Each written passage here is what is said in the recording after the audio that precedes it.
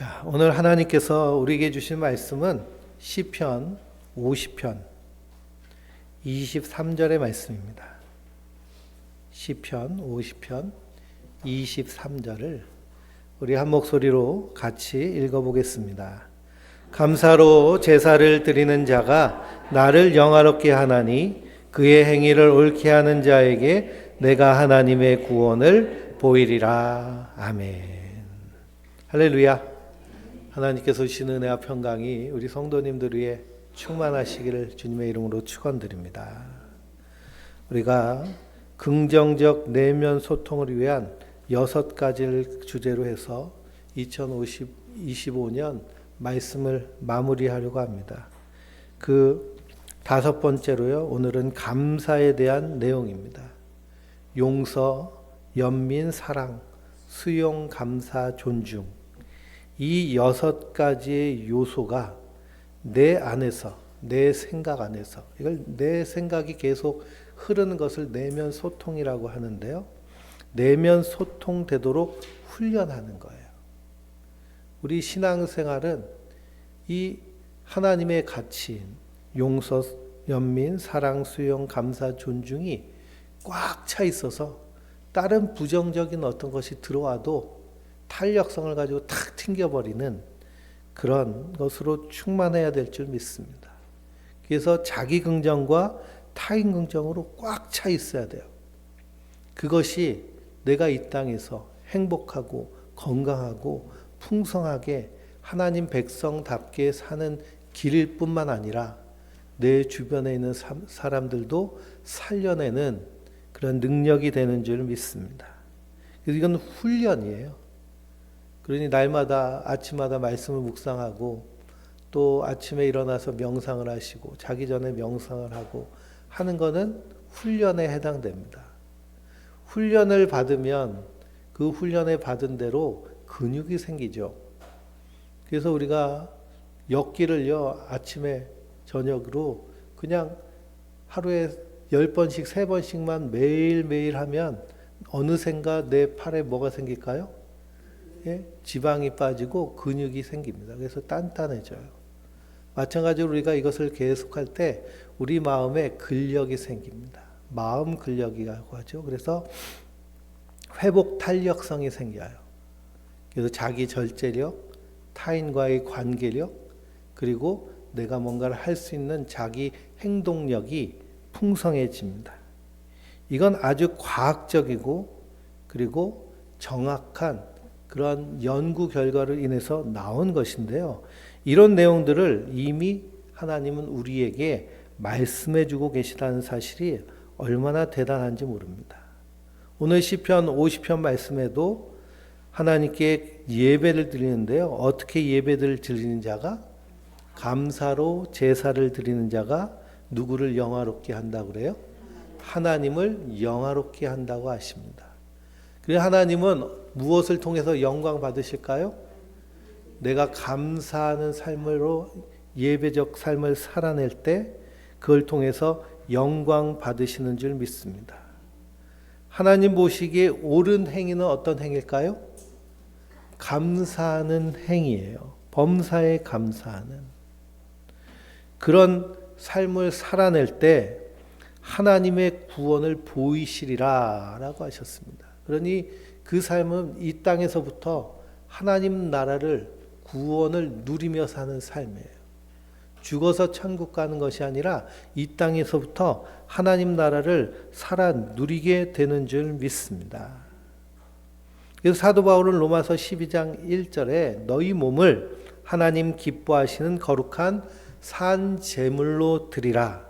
이것이 너희가 드릴 영적 예배니라 라고 하셨습니다. 그러니 우리가 날마다 감사하며 감사의 삶을 살아낼 때 그것이 무슨 예배예요? 영적인 예배예요. 영적인 예배. 그리고 우리가 오해하는 것이 영적으로 하나님께 예배 드린다라고 했던 어떤 데서는 어떤 신비주의의 이 신사도 운동하는 사람들 뭐 영적인 예배를 드린다고 하는데요. 예배 처음부터 끝까지 방언으로 샤랄샤랄 하면서 막 무아지경 가운데서 정신없이 시간을 보내요. 이게 영적인 예배가 아닙니다. 성경은 분명히 말씀하고 있어요. 내가 모든 것에 감사할 때 그것이 하나님 받으시는 영적인 예배라는 사실입니다. 그래서 용서, 연민, 사랑, 수용, 감사, 존중, 이 내용이 핵심이 아닌 종교는 종교로서 가치가 없어요. 그리고 기독교의 핵심적인 내용도 여기에 다 담겨져 있습니다. 그리고 이런 핵심적인 이 6가지 덕목으로 살아낼 때 우리 안에서 엄청난 긍정적인 이익이 있습니다. 이 용서와 연민과 사랑은 주로 하나님이 우리에게 해 주신 것이고요. 우린 그것을 누리면서 하나님의 용서를 누리면서 먼저 누구를 용서해요? 나를 용서해요. 나를 용서하는 것이 풍성해질 때 타인을 용서할 수 있어요.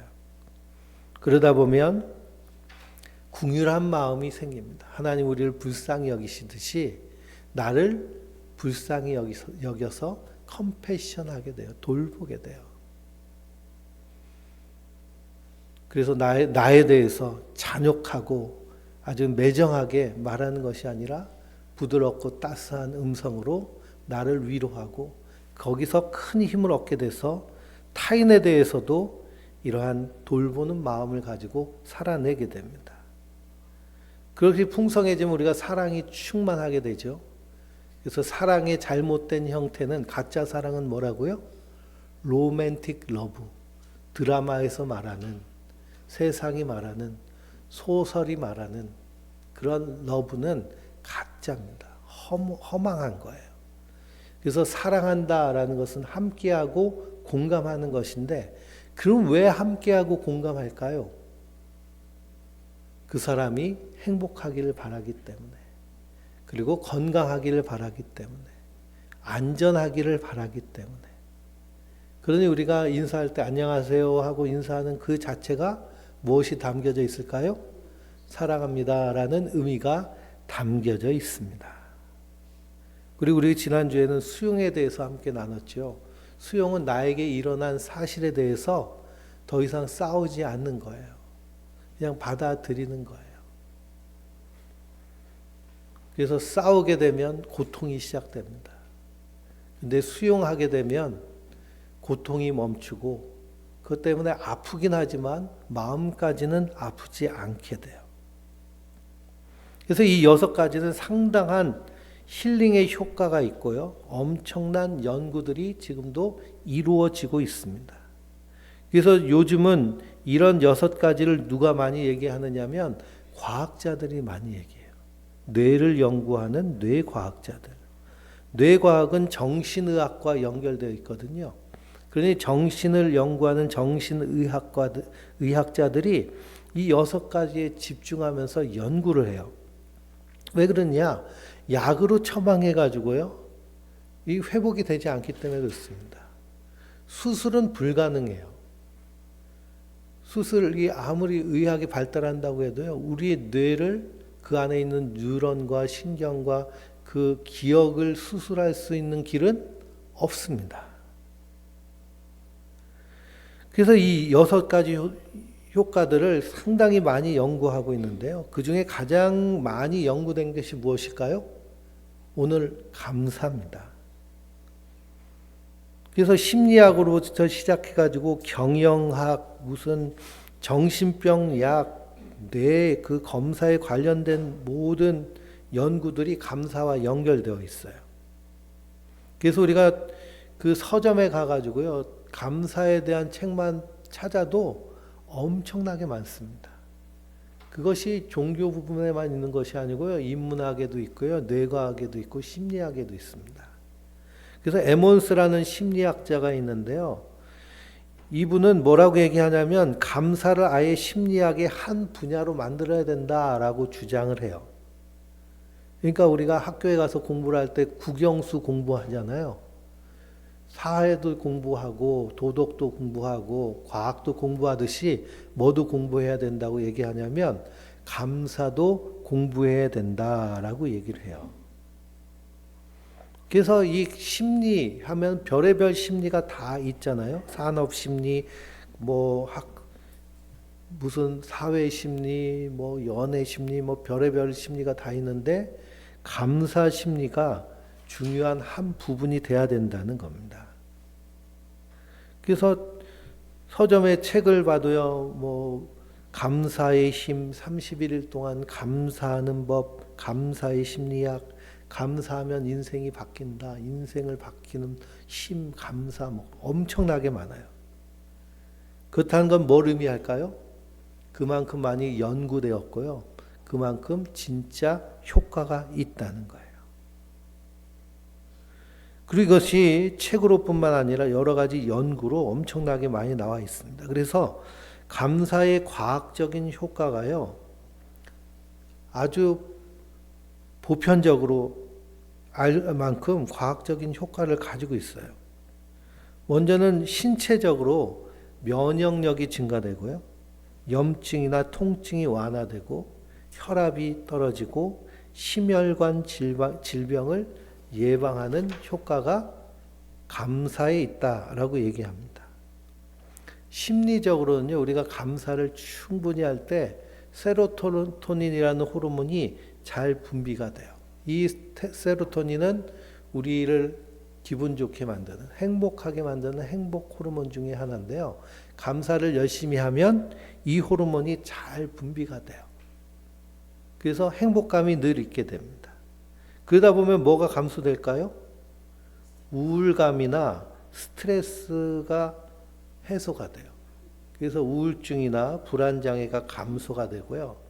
행복감이 넘치니까 밤에 침대에 누워서 눈을 감으면 어떤 일이 일어날까요? 잠이 아주 잘 와요. 수면의 질이 상승이 되죠. 그래서 거기서 우리의 몸에서 리프레시, 회복되는 효과들이 상당히 많이 나옵니다. 그리고 인지적인 변화, 뇌의 기능의 변화도 일어나는데요. 문제 해결 능력이 향상이 돼요. 그리고 창의력이 향상된다라고 연구를 해서 발견을 했습니다. 그러니까 이 인지의 변화도 일어나니까 공부 잘하고 싶으면 뭐 해야 돼요? 감사해야 돼요. 시험을 잘 봐야 되는데요. 다 외워야 되는데 잘 외워지려면 어떻게 해야 될까요? 감사하면 잘 외워져요. 어려운 수학 문제도 감사 훈련을 한 사람들이 훨씬 더 효과적으로 잘 풀었다는 연구 결과가 있습니다. 그리고 감사하는 것이 얼마나 최고의 영양제인데 그럼에도 불구하고 이게 어렵나요? 쉽나요? 예, 어려워요? 쉽죠. 감사하면 돼요. 어디 가서 돈 주고 사오는 것도 아니고요. 이걸 하기 위해서 내가 막 저기 치악산 올라가야 되는 것도 아니고, 예, 몇 천만 원 내놓으라는 것도 아니고, 뭐 아프게 살을 찢거나 할 필요도 없고요. 예. 가장 쉬우면서도 최고의 것을 하나님 우리에게 이미 주셨습니다. 그러니 우리는 적극적으로 어떻게 해야 될까요? 예? 감사해야 돼요. 적극적으로 감사해야 돼요. 우리가 이 6가지 긍정적 내면 소통의 훈련 중에 또 가장 쉬운 게 감사예요. 왜냐하면 우리는 평소에도 뭘 많이 했기 때문에 감사를 많이 했기 때문에 쉬워요. 용서, 연민, 사랑 하면 좀 용서 그러면 용서 명상을 하면서도 좀 마음이 무거운 그런 측면이 있잖아요. 그렇죠? 수용, 존중, 그래서 수용해야 된다. 이것도 쉬운 개념이 아니에요. 저희 딸이 이제 그 훈련 다 마치고 이제 자대 배치를 받아야 되는데 원주로 올 것을 다 마음에 품고 원주에 오면은 피아노 반주도 하고 가까운 데 있으니까 얼굴도 자주 보고 좋겠구나 생각을 했는데요. 원주에 티오가 하나도 안 났어요.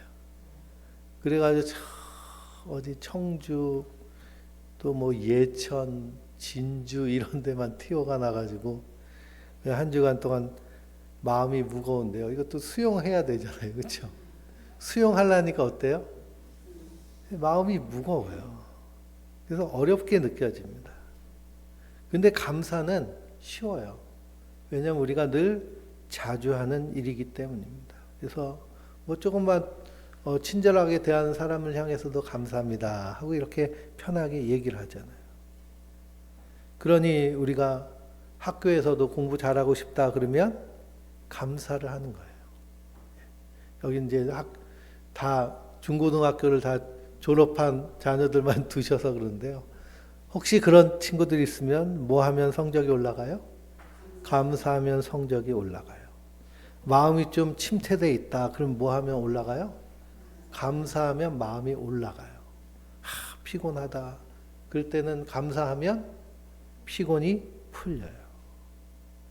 만병통치하게 됩니다.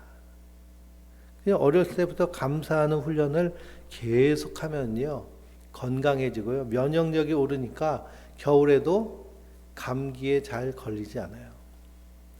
툭 하면 감기가 걸리고 몸살이 나고 그러면 적극적으로 내가 감사해야겠구나.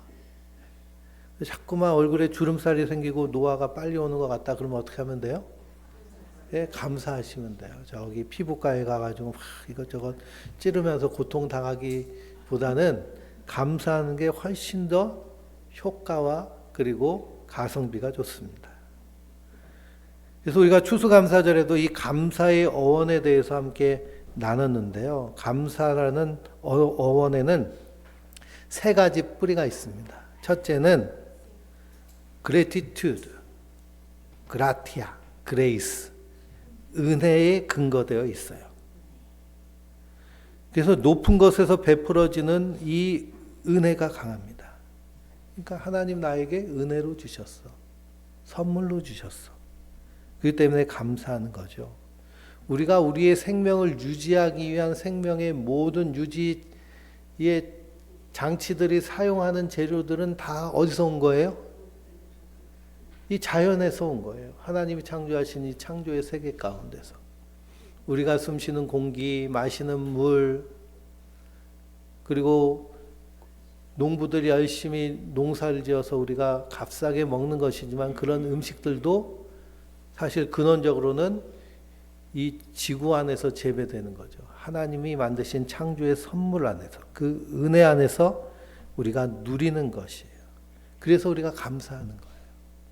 그러니 감사 안에는 이 gratitude, grace, 은혜의 의미가 담겨져 있습니다.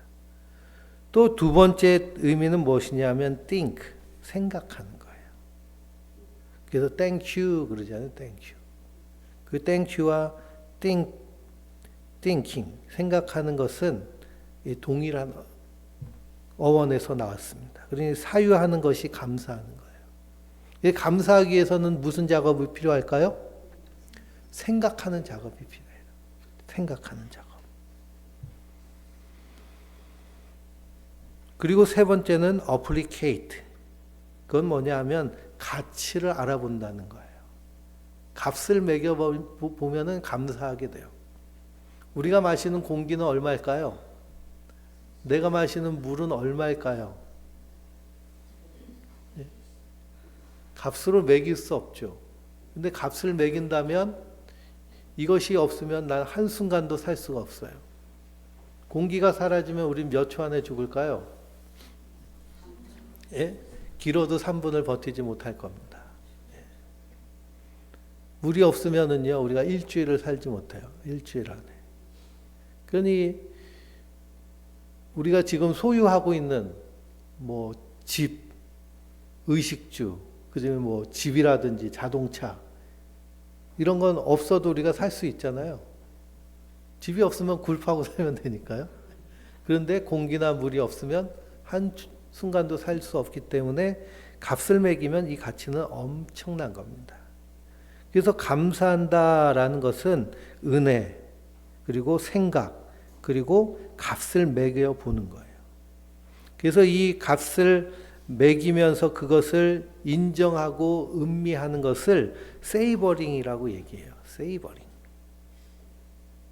그러니 우리가 생각하면 고마워하게 되죠. 이 물건이 어디서 왔는지를 생각해 보니 고마워요. 내가 지금 밥을 먹고 있어요. 오늘 김밥을 함께 드실 텐데요. 김밥 하면은 이 김을 재배하기 위해서 바다에서 김을 재배하는 이 어부들이 있고요. 또 농사를 짓는 분들이 있고 또 그것을 운반해 오는 분들이 있고 그걸 싸는 수고와 정성이 있고, 그러니까 그렇게 생각하면 그것을 내 입에 넣을 때 이런 값을 치른다 하면은 그거는 값비싼 것을 되게 어떻게 먹고 있는 거예요? 예, 싸게 먹고 있는 거예요. 영화 중에 리틀 포레스트라는 영화가 있거든요. 그거는 이 주인공이 깊은 산 속에 들어가서 살아요. 그러면서 자기가 먹을 것을 자급자족해요. 그러면 겨울에 이렇게 밤을 이렇게 졸여가지고 이렇게 단밤을 먹고 싶어가지고 가을에 감을 까가지고 그걸 졸여가지고 병에 넣어가지고 하는 수많은 수고를 해요. 우리가 김치도 마찬가지죠. 그래서 그 수고를 생각하면 그 값어치라는 것이 엄청난 것이죠. 그러니 그런 것을 생각하는 거예요. 그러면 뭐 할 수밖에 없을까요? 감사할 수밖에 없는 거예요. 이게 정말 귀한 것을 알게 돼요. 그러니 당연한 것이 아니라 귀한 거야. 너무 좋은 거야. 이것이 세이버링의 개념이에요. 그러다 보니까 이것을 세이버링, 뭐 우리나라 말로 번역을 하면 음미한다는 의미가 있거든요. 그 가치와 의미를 음미하는 거예요. 우리의 신앙생활에서도 마찬가지입니다.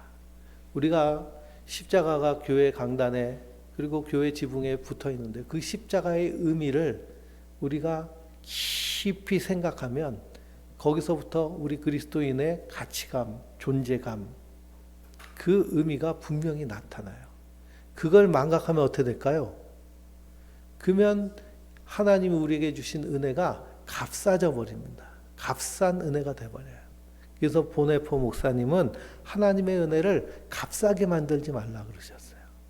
하나님 우리에게 값 없이 주셨지만 그것이 가치가 없어서 거저 그냥 주신 게 아니에요. 너무나 값을 매길 수 없을 만큼 큰 은혜이기 때문에 우리에게 선물로 주신 거예요. 그러니까 우리가 그것을 곰곰이 생각하면서 세이버링, 음미하면서 살 때 자연스럽게 나오는 게 뭘까요? 그게 감사예요. 감사. 그래 아침에 엄마가 밥을 이렇게 차려주는 것, 그것을 먹으면서도 어떻게 해야 될까요? 음미하면서 감사해야 되는 거예요. 누군가 나를 도와줄 때 그 도움에 대해서도 그 의미를 찾고 감사하는 거예요. 그래서 이 6가지 덕목 중에 감사가 이 긍정적 내면 소통 훈련에서 가장 효과가 좋은 이유가 있어요. 그것이 무엇이냐 하면 용서도 자기 용서, 그 다음 타인 용서. 연민도 자기 연민, 타인 연민. 사랑도 자기 사랑, 타인 사랑. 수용도 내가 먼저 수용하고 타인에 대해서 투용하고. 존중도 마찬가지인데요. 감사는 자기 감사, 타인 감사로 나누질 않아요. 감사는 자기 긍정과 타인 긍정이 한꺼번에 일어나는 일이 감사하는 일입니다. 이 감사라는 것 자체가 이미 자기 긍정과 타인 긍정이 동시에 일어나요. 그래서 감사라는 것 자체가 나에 대해서도 너에 대해서도 우리 뇌에서 동일하게 긍정적인 정보가 돌아가요. 그러니까 감사는요, 한꺼번에 2가지의 일을 하는 강력한 자기 긍정, 타인 긍정이 되어버립니다. 그래서 우리가 여기 컵에 물이 담겨져 있잖아요.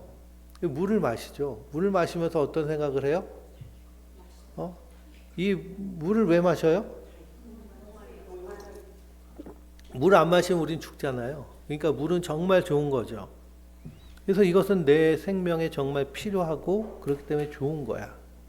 이 물을 내가 지금 마셨으니 나는 좋은 상태가 되죠. 감사한 상태가 돼요. 근데 이게 어디서 왔을까? 하면 어디서 왔어요?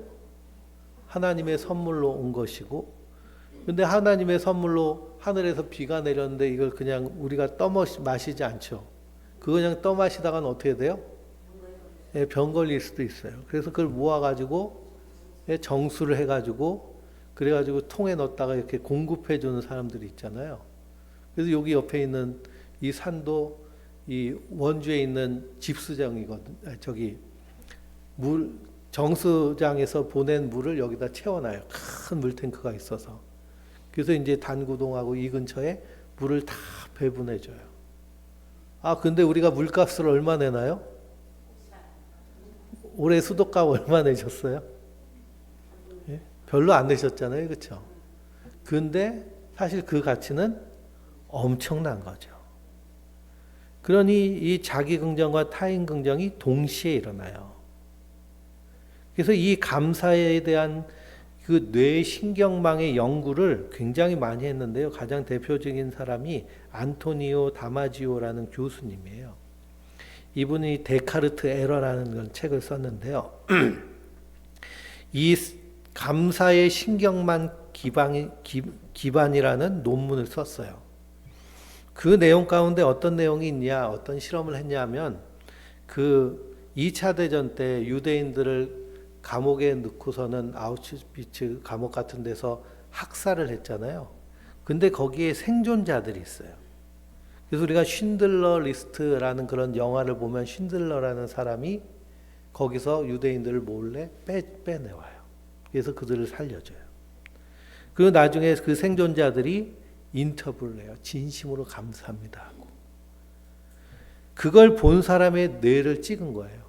그러면은 그걸 보는 사람은 그 피해자들이 감사를 얘기하고 그 사정을 얘기하면서 도와준 사람에 대해 감사를 표현할 때 그 인터뷰를 보는 사람은 사실 관계가 없잖아요. 근데 뇌에서는 어떤 작용이 일어났을까요? 같이 감사하는 일이 일어나는 거예요. 그래서 이 뇌가 막 활성화되고 우리가 감사할 때랑 똑같은 효과가 일어나는 거예요. 그러니 우리가 만나도 어떤 사람을 만나야 될까요? 감사하는 사람. 그 원리에 의하면 반대로 맨날 불평불만하는 사람 옆에서 같이 커피 마시면서 그 얘기만 듣다 보면 나도 뭐가 돼요? 나도 투덜이가 되는 거예요. 나도 불만이가 되고. 맨날 싸우는 것만 보면 어때요? 싸우는 이 폭력성이요, 막 극에 달합니다. 근데 감사를 할 때요, 같이 감사하게 되는 동기화가 이루어져요. 그러니까 만나도 어떤 사람을 만나야 될까요? 감사하는 사람, 기뻐하는 사람. 감사한다는 건 뭘 한다는 걸까요? 생각한다는 거예요. 우리가 생각하는 사람을 좀 만나야 되잖아요. 생각 없는 사람 만나면 정말 힘들죠. 그러면 저 사람이 생각하는 사람인지 아니면 생각이 없는 사람인지 알아볼 수 있는 가장 쉬운 방법은 뭘까요? 저 사람이 감사하고 있는가? 입에서 감사가 나오는가? 그리고 감사하면 우리 신경망에 이런 효과가 일어납니다. 그래서 이 감사를 할 때 우리 심장이 안정적이어져요. 우리가 불안감을 느끼는 것은요, 어떤 상황보다는 이 몸의 문제가 큰 경우가 많습니다. 심장이요, 규칙적으로 뛰어야 되는데 지멋대로 뛰었다, 갑자기 멈췄다, 둥두두두 하다가 또 뛰었다 맞다 그러면 어떻게 될까요? 그렇게 심장이 그렇게 뛰면 우리 뇌는요, 그것을 아주 불안하게 받아들여요. 그래서 불안장애 환자들한테 주는 약 중에는 심장약 많이 줍니다. 왜냐하면 불안한 게 상황 때문에 불안한 게 아니에요. 어떤 경험 때문에 불안한 게 아니에요. 심장이 막 지멋대로 뛰어서 그래요. 그래서 고혈압 약도 주고 뭐 이 약 저 약도 다 줍니다. 공황 발작도 일어나죠. 그 공황 발작 일어나는 공황장애 환자들한테도 심장병 약을 줘요. 그래서 심장에서 오는 신호가 바로 우리의 감정으로 인도하도록 우리 뇌는 그렇게 해석하기 때문이죠. 그래서 우리가 가만히 앉아서 명상을 하는데 이 심장이 지멋대로 뛰는 사람들은 이게 될까요? 이게 잘 안 돼요. 힘들어요. 죽을 것 같아요. 눈 감고서 호흡에 집중하는 게. 그러면 어떻게 하면 될까요? 길거리에 나와가지고요, 30분에서 1시간 동안 심박수 120에 맞춰가지고 계속 뛰거나 빨리 걷거나 하면, 그러면 괜찮아져요. 그걸 존투 트레이닝이라고 그러는데요. 우리 심장에도 이 신경망이 있어서 메모리 기능이 있다고 그래요. 그래서 마음은 심장에 있다까지 이렇게 얘기를 하잖아요. 왜냐하면 우리 심장도 자체적인 신경망이 있고 독자적으로 기억하고 상황을 판단하는 그런 역할을 하기 때문에 그렇죠. 근데 이 심장을 안정시키는 가장 좋은 효과는 또 뭘까요? 감사하는 거예요. 감사하는 것. 심장이 편안히 뛰면 우리의 혈관과 그리고 심혈관계에도 어떻게 될까요? 예, 건강해져요. 그 협심증, 그리고 심근경색 했을 때 병원에 30분 안인가 가지 못하면은 그냥 사망해 버리잖아요. 그래서 이런 것을 예방하는 최고의 약은 뭘까요? 감사하는 거예요. 그래서 하나님 이렇게 감사라고 하셨구나. 그러면 우리가 어떻게 감사하면 좋을까요? 가장 중요한 우리 나라는 존재를 생각하는 이 베이스, 밑바탕에 내가 살아있는 것 자체가, 내 삶이 은총, 은혜라는 것을 우리 안에서 굳건하게 내면 소통하는 거예요. 긍정 확언하는 거예요. 내 삶이 은혜다. 살아있는 게 은혜다. 지금 호흡하고 숨쉬고 이 예배 자리에 나와서 예배하는 것 그 자체가 은혜라고 인정하는 거예요. 근데 삶이 좀 힘들면 그런 생각 싹 없어지잖아요. 힘들어 죽겠는데 무슨 은혜냐고. 감사할 게 하나도 없는데 뭐 감사냐고. 그건 뭘 안 해서 그렇다고요? 생각을 안 해서 그렇다고요. 생각이 없으면 그렇게 됩니다. 그러면 어떻게 하면 생각을 편하게 할 수 있을까요?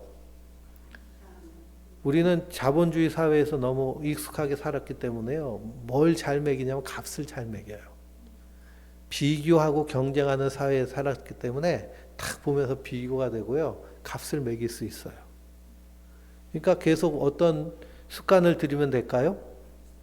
값을 매기는 습관을 들여봐요. 내가 오늘 마시는 아침 공기, 아침에 일어나서 창문을 열고 그 공기를 마시면서 이것은 얼마나 될까?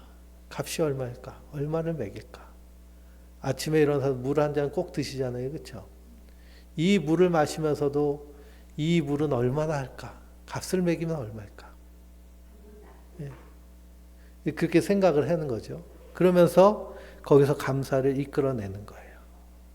낸 에어리엘이라고 하는 경제학자가 있는데 아주 유명한 분이세요. 이분이 이 플라시보 효과를 가지고 연구를 했는데요. 이 동일한 이 사람들에게 동일한 통증을 줘요. 통증을 주고 가짜 약을 하나씩 주는 거예요. 근데 이 약이 통증에 좋은 약이라고. 그래서 주는데 똑같은 약이거든요.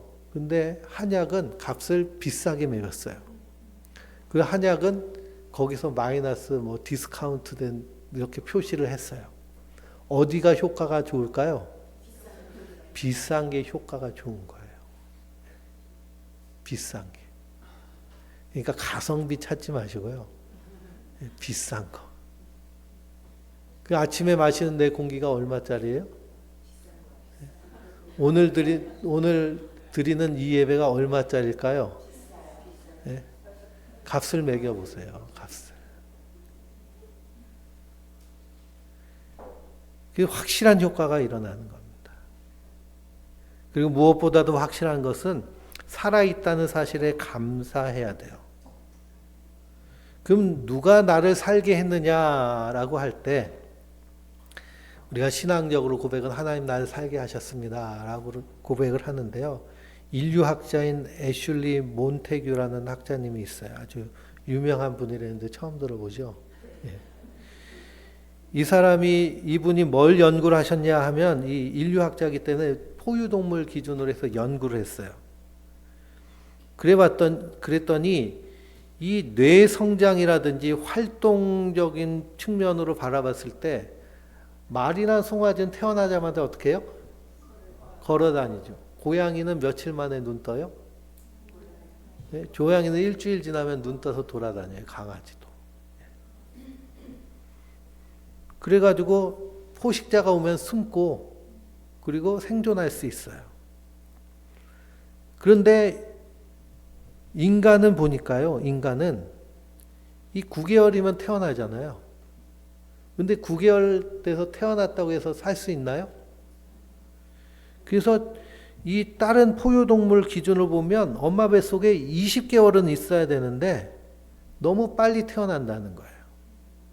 침팬치도 늦게 태어나는 편인데 침팬치는 태어나서 뇌가 완전히 성장할 때까지 이 2배 정도 성장하면 다 성장한다고 그래요.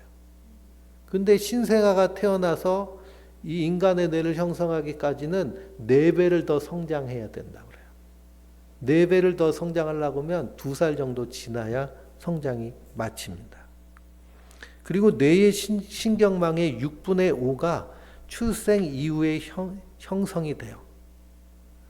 그러니까 출생하기 전에 엄마 뱃속에서 9개월을 살았다고 하면 엄마 뱃속에서 나와서도 9개월 정도, 그래서 돌이 되기까지는 절대적으로 보호해줘야 되는 그런 보호자가 필요하다는 거예요. 없으면 어떻게 될까요? 죽어요. 그러니 1년 가까이를 24시간 보살펴 주지 않으면 죽어요.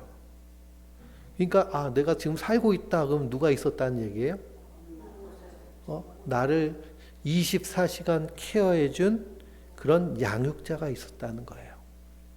그 이후에 성장해가지고 엄마가 나를 뭐 후들러 패든 말든 간에 지금 살고 있으면 뭐가 있었다는 거예요?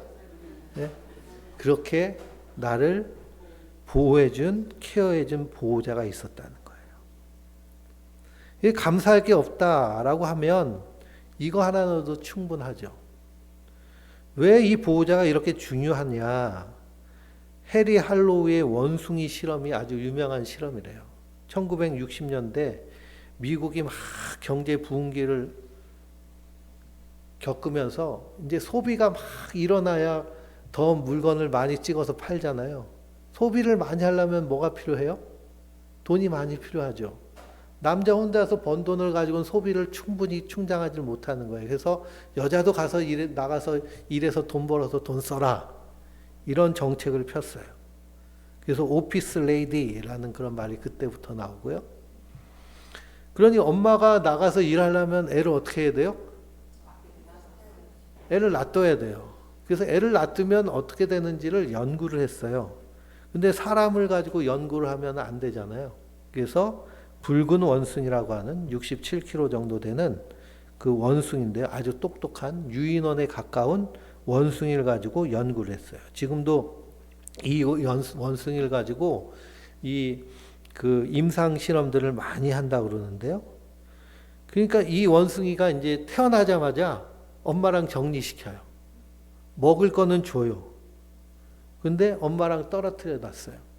그랬더니 어떤 일이 일어나냐면 뇌가 자라질 않아요. 뇌가 그냥 자라질 않고 반쪽만 쪼그러져 있어요. 그리고 성장도 잘하지 못하고 빨리 죽어요. 이게 2차 대전 때도요. 이 전쟁 고아들이 많이 나와가지고 그 전쟁 신생아들을 이렇게 수용하고 그리고선 이 아이를 이제 이렇게 생존하도록 도와줘야 되는데 손길이 많이 모자랐어요. 그래가지고 그냥 젖병을 입에다 꽂아놨어요. 근데 애들이 계속 아파요. 그래서 왜 아픈가 하다가 이 젖을 먹이는 이 보모들이 아이를 안고 젖병을 물렸더니 아이가 제대로 성장을 해요. 똑같은 원리죠. 뇌가 자라질 않는 거예요. 그리고 또 어떤 연구를 했냐 하면은 이제 혼자 놔두긴 하는데 헝겊으로 엄마처럼 인형을 만들었어요. 그랬더니 그 아기 원숭이가 그 헝겊 엄마 원숭이 인형에 꼭 붙어 있어요. 또 2가지 인형을 만들었어요. 헝겊으로 만든 인형, 그리고 철사로 만든 인형. 근데 헝겊 인형에는 아무것도 없는데 철사 인형에는 우유가 있어요. 그러면 이 아기 원숭이는 어디에 붙어 있을까요?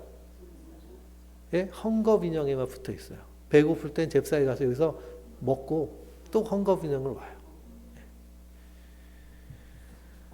그래서 이 엄마가 없으니까 뇌가 안 자라는 거예요.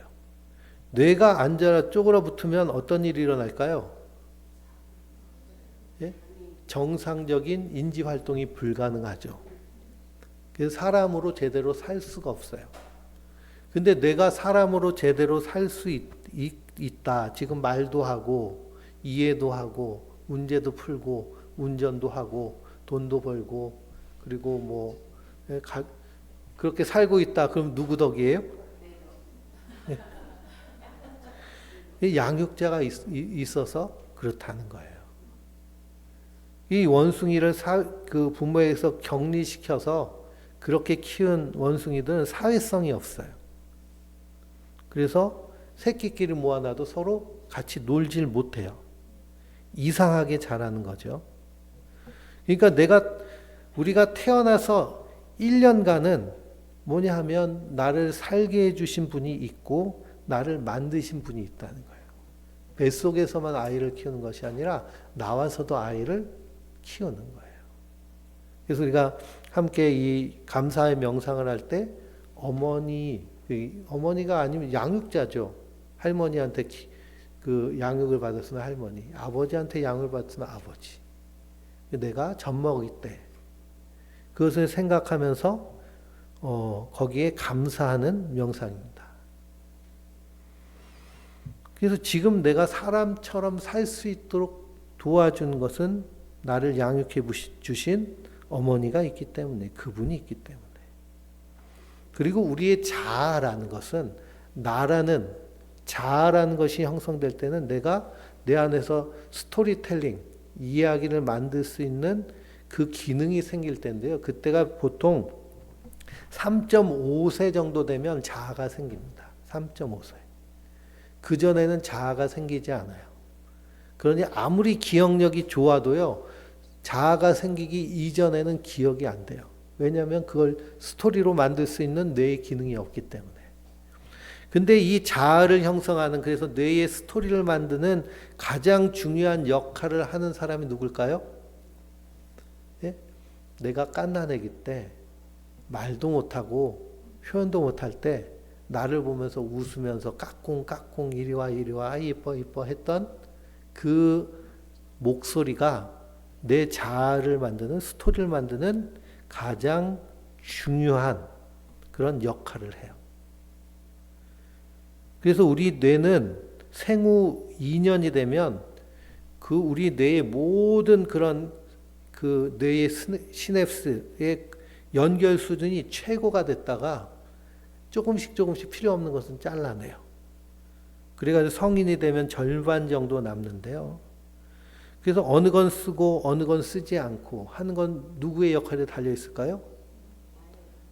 나에게 달려 있지 않아요. 내가 뭘 그걸 하겠어요. 그렇죠? 누구의 역할? 아이를 돌보는 양육자의 역할이에요. 그래서 나를 키워준 양육자의 목소리는 내 안에서 내 자아가 하는 목소리랑 똑같아요. 그럼 내가 내 자녀를 양육했다 그러면 지금 내가 내 아이에게 하는 말이 그 아이가 자기에게 셀프톡 하는 것과 똑같아요. 그럼 부모가 아이에게 RNT를 하면 아이는 자기가 RNT 하는 거랑 똑같은 효과가 일어나겠죠.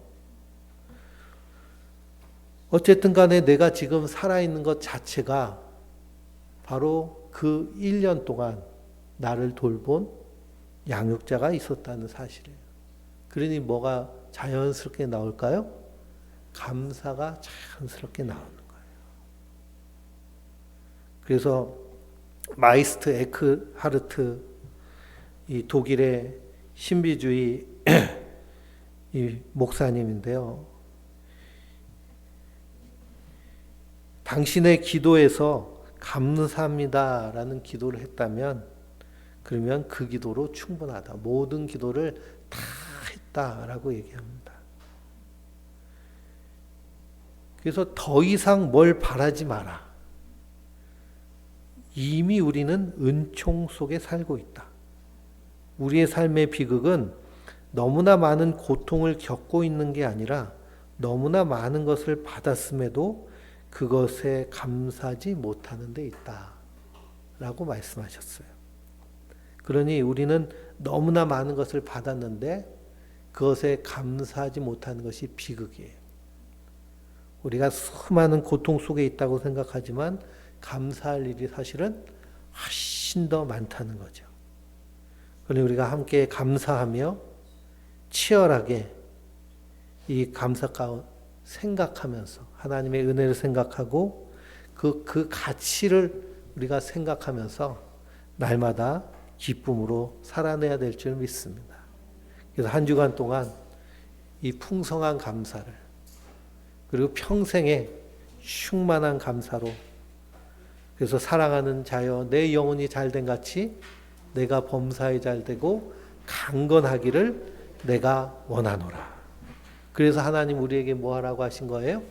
감사라고 하신 거예요. 그러니 내가 힘들고 어려울 때 어떻게 해야 될까요? 더 감사해야 되는 거예요. 왜냐하면 그래야 거기서 이길 힘이 나오기 때문이죠. 그래서 감사로 승리하는 우리 성도님들 되시길 주님의 이름으로 축원드립니다. 우리